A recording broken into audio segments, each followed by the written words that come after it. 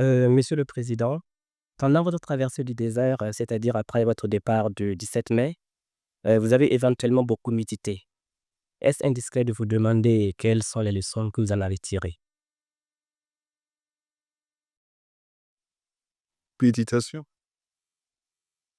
Non, je n'ai pas médité, j'ai simplement eu la conviction que nous avions raison et qu'il fallait continuer. Heu ne vous faites pas d'illusions, la prison n'est pas toujours propice à la méditation, surtout quand c'est une prison, heu, où l'on est tourmenté d'abord par les fausses informations qui sont diffusées, mais aussi par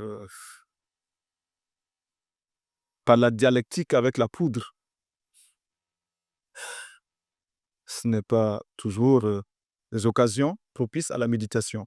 Je dirais simplement que, ces occasions ont été pour nous, pour moi et mes camarades, de comprendre que le peuple voltaïque est un peuple majeur, qui connaît ses aspirations, qui a aussi son courage et est de plus en plus décidé à réaliser, à atteindre des objectifs.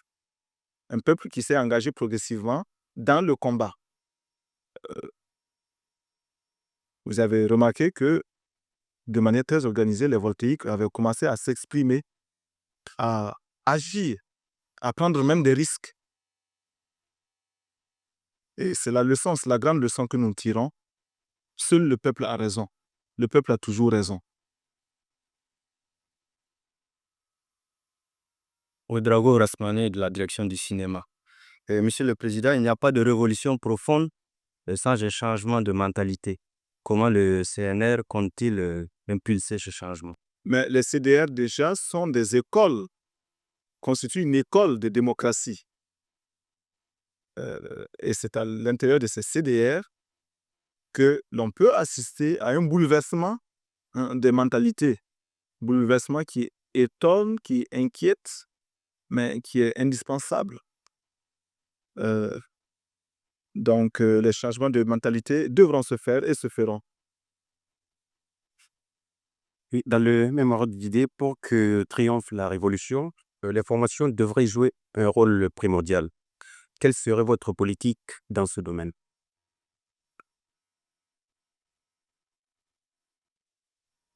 Bah, l'information, c'est la liberté pour l'information, la liberté constante, mais la liberté de défendre la liberté de défendre la révolution, la liberté de défendre la cause du peuple. Et c'est aussi le courage de barrer la route à tous ceux qui tenteront de saper les intérêts du peuple. Souvenez-vous, et je vous répète, que la liberté d'expression ne se donne pas, elle se conquiert.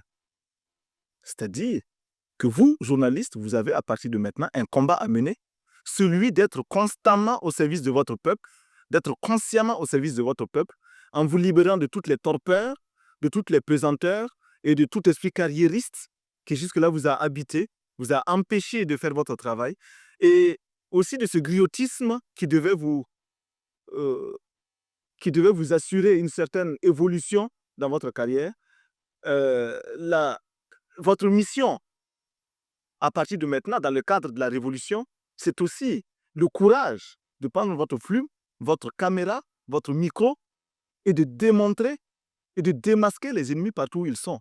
En un mot, journaliste, vous devez mener le combat à votre niveau. Vous devez mener la révolution au niveau de l'information pour vous mettre au service du peuple voltaïque et combattre les ennemis du peuple voltaïque. Pendant plus de 23 ans, depuis que nous sommes indépendants, certains, et seulement certains, avaient monopolisé l'information pour eux. Combien d'articles ont été bloqués?